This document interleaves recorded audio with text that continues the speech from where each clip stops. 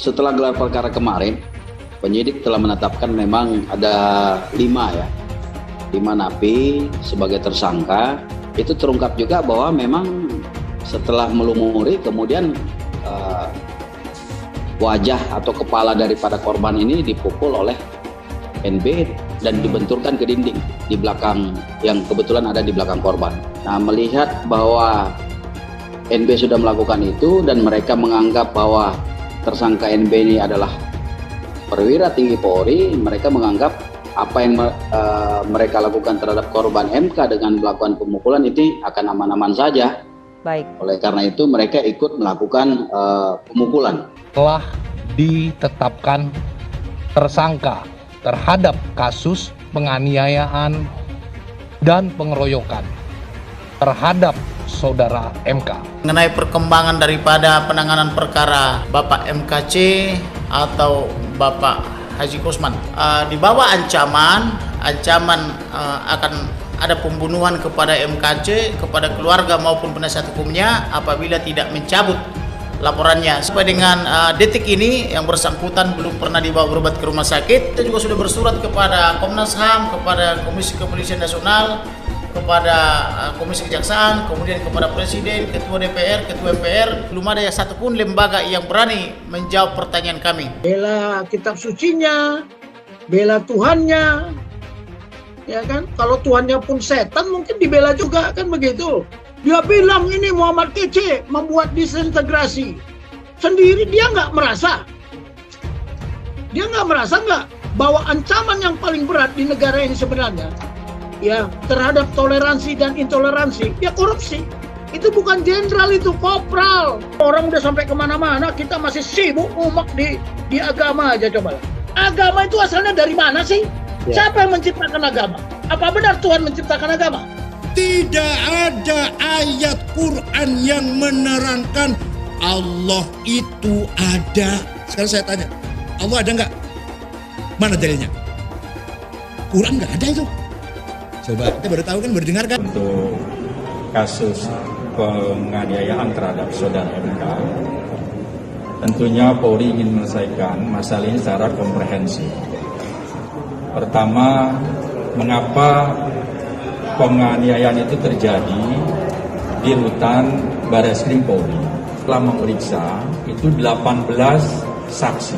Dan penganiayaan dia di atas 5 tahun, Mas. Dan terkait pemecatan segala macam itu tentunya ada di divisi Propam yang akan melakukan. Apa yang dilakukan oleh Pak Napoleon Bonaparte ini main hakim sendiri. Nah, ini yang disayangkan ya. Kalau seperti ini apa bedanya dengan seorang teroris? Nah, ini berbahaya.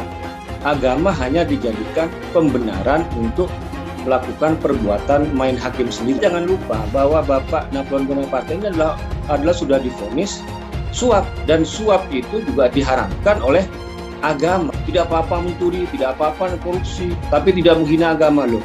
Sama saja perbuatan mencuri pidana itu juga diharamkan oleh agama. Wajar ya seorang pengikut agama marah ya kepada orang yang menghina agamanya. Oleh karena itu bagi saya wajar ya kalau seandainya Napoleon Bonaparte ini marah kepada Kece. Orang lain tidak boleh menghina agama Islam. Agamanya yang dia merasa dilecehkan, kitabnya yang dia merasa dilecehkan, nabinya, dia orang mau mati untuk itu loh. Ada hal-hal yang tersimpan di dalam dirinya yang selama ini terpendam, tapi bisa meledak seketika. Itulah bicara masalah keyakinan tadi. Harimau yang lagi tidur, dibangun itu bahaya. Tapi tak kalah hukum itu tidak lagi bisa ditegakkan dan harapan rakyat dan masyarakat hukum itu tidak, maka itu muncul namanya street law, itu hukum jalanan seperti itu. Jangan menggunakan kata Allah untuk berlindung atas korupsi. Mau ditangkap tiba-tiba jadi rohani menjual nama Allah. Jangan menggunakan nama Allah sembarangan. Jangan menjual nama Allah untuk korupsi, untuk berlindung di balik mempertahankan status quo atau kenyamanan korupsi tadi. Tidak bisa.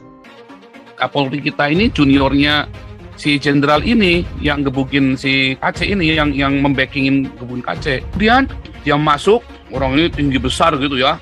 KC kan kecil gitu kan, timpang begitu kan. Mulai dihajar dia, ditendang. Kamu tahu siapa saya?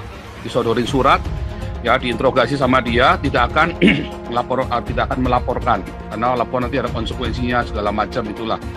Surat itu dibawa lagi. Nah, itu kan aneh. Itu kan itu sudah benar-benar terencana surat itu kan, surat pernyataannya KC itu kan. Habis dihajar begitu, wah KC-nya udah ampun-ampun, bayangin itu orang kena gula, pincang gitu ya. Udah timpang begitu, kena gula, dihajar habis-habisan, badannya kurus lagi si KC kan, Anda tahu sendiri itu si KC, orangnya kecil begitu. Disiram air, dihajar lagi, bangun dihajar lagi. Wah, ngeri saudara itu. Jangan di ini Pak, nggak boleh Pak sama keluarga. Oh nggak bisa, ini bisa dibunuh si KC ini. Bisa dibunuh, kalau kita diam bisa dibunuh. Justru kalau kita teriak, kalau sampai KC mati, kita sudah tahu nih siapa yang bunuh dia nih. KC itu ya harusnya yang sebandingnya itu dengan Irena Handono, Abdul Somad, itu yang harus ditangkepin. Ustadz Abdul Somad itu guys, mereka adalah penista agama, sudah dilaporkan bertahun-tahun, tetapi tetap saja tidak ditangkap oleh polisi, karena polisi takut oleh umat mayoritas agama Islam guys. Penistaan salib Ustadz Abdul Somad guys, dan sampai sekarang si UAS ini tidak ditangkap juga oleh polisi. Ya polisi tahulah sendiri, polisi mah aduh takutan kalau polisi Indonesia mah. Menyemburkan ujaran kebencian, menebarkan berita bohong, itu berlangsung berulang-ulang dan bertahun-tahun. Saya harus melakukan penegakan hukum yang tegas terhadap model seperti ini. Tidak ada gigi mundur, maju terus. Pak Ustadz Abdul Somad, ada apa dengan Anda? Kok kelihatannya begitu membenci kekristenan atau sangat tidak suka dengan orang Kristen? Pak Ustadz Abdul Somad, coba Anda bayangkan seandainya hal yang sama terjadi kepada agama Anda. Seandainya ada orang Kristen atau pemimpin Kristen yang mengucapkan penistaan model seperti itu terhadap agama Anda, apa yang terjadi? Pasti berujung dengan penjara, bukan?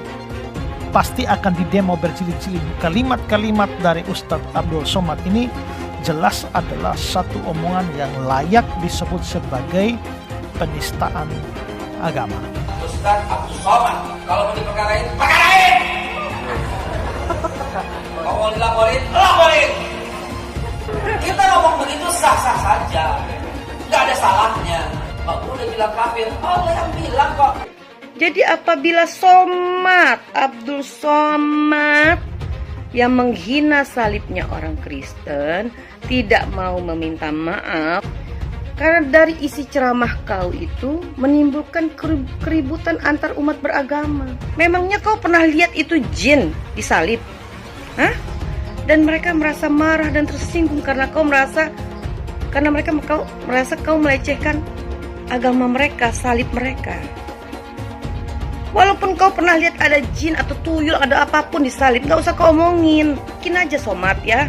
Apabila ada orang non-muslim mengatakan di tasbih itu ada tuyul, kuntilanak atau genderuwo, marah gak kau? Ingat loh, nanti di neraka itu justru banyak yang muslim yang masuk neraka. Agama musuh besar Pancasila. Indonesia itu harus memisahkan antara agama dan negara. Agama dan negara kalau dicampur aduk, maka dua-duanya akan mundur. Kalau negara ingin maju harus dipisahkan dari agama. Mana lebih bagus Pancasila sama Al-Quran? Gitu kan? Sekarang saya mau tanya nih semua. Yang berjuang di abad 20 itu Nabi yang mulia Muhammad apa Insinyur Soekarno untuk kemerdekaan? Mau minta jawaban. Di abad 20 yang berjuang untuk kemerdekaan itu Nabi yang mulia Muhammad atau Insinyur Soekarno? Ayo jawab, gak ada yang berani. Harusnya orang Kristen tuntut secara hukum supaya kita debat di depan hakim, kan begitu?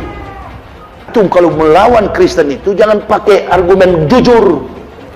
Jangan pakai referensi jujur. Saya tidak akan menyanggah pakai Al-Quran. Saya juga Islamkan orang nggak pernah pakai Al-Quran. Saya juga Islamkan orang nggak pernah pakai Al-Quran. Saya juga Islamkan orang nggak pernah pakai Al-Quran. Saya mematahkan argumen Anda, mengalahkan Anda dengan kitab Anda sendiri. Stop ini, stop. Ustadz Yahya Walone, maka dia lebih dulu masuk surga daripada Abdul Somad. Ustadz Yahya Walone itu bersih sebersih-bersihnya, diulang dari nol, tak ada dosanya sama sekali. Sedangkan Abdul Somad ini lapendos, lelaki penuh dosa. Ini negara ini bukan milik Jokowi dan Prabowo. Ya, 2024 milik Anies Baswedan. Wakilnya siapa? Ustadz Abdul Somad. Orang yang dipakai oleh Allah di zaman para nabi, model-modelnya seperti saya dan Ustadz Somad. Ini satu pasangan ideal, kakak beradik. Ganggu adik saya, pasti saya naik vitamin, naik darah. Bersama ini saya ingin memberikan apresiasi sebesar-besarnya buat bapak-bapak aparat penegak hukum, buat bapak-bapak kepolisian yang telah berhasil menangkap Muhammad KC. Bravo kepolisian.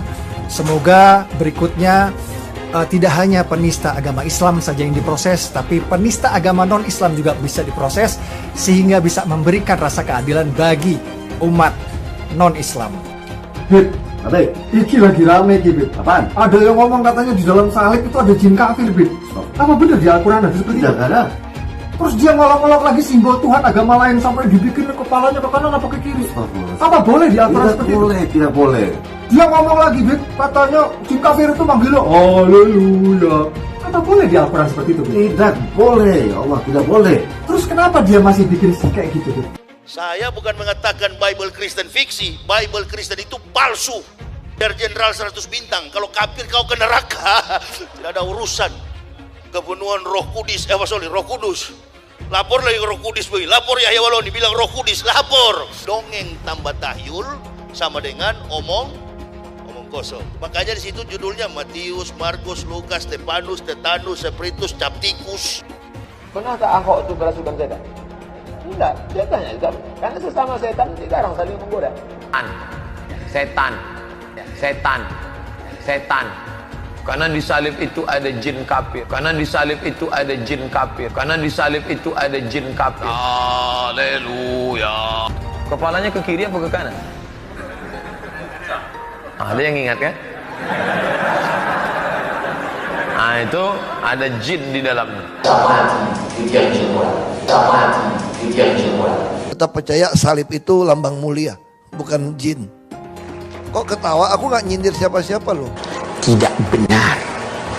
Saya ulangi, tidak benar bahwa Nabi Muhammad sudah dapat jaminan surga. Tidak ada ayatnya Muhammad masuk surga. Muhammad sendiri dikerumuni jin. Ada ayatnya Muhammad dikerumuni jin. Muhammad itu dekat dengan jin. Pokoknya saya bongkar budal badil. Kitab karangan manusia, kitab dongeng Arab kita bongkar. Ayo nyadar bangsa Indonesia. Nyadar ya, tidak ada apa-apanya Muhammad bin Abdullah itu. Katanya Muhammad itu utusan Allah. Tapi kenapa tidak satupun wahyu yang turun kepada Muhammad? Jelas ya ayatnya. Muhammad ini dekat dengan jin. Saya nggak pernah mundur untuk kebenaran, keadilan, kejujuran, dan peri kemanusiaan. Gue nggak pernah mundur. Dan gue nggak pernah takut juga sama lu. Siapapun yang rasis, gue akan hadapin. Karena rasis itu dia berperi kemanusiaan. Sama saya ditanya dulu kan, kamu nyesel nggak statement kamu di Pulau Seribu sehingga masih masuk penjara? Tidak pernah nyesel.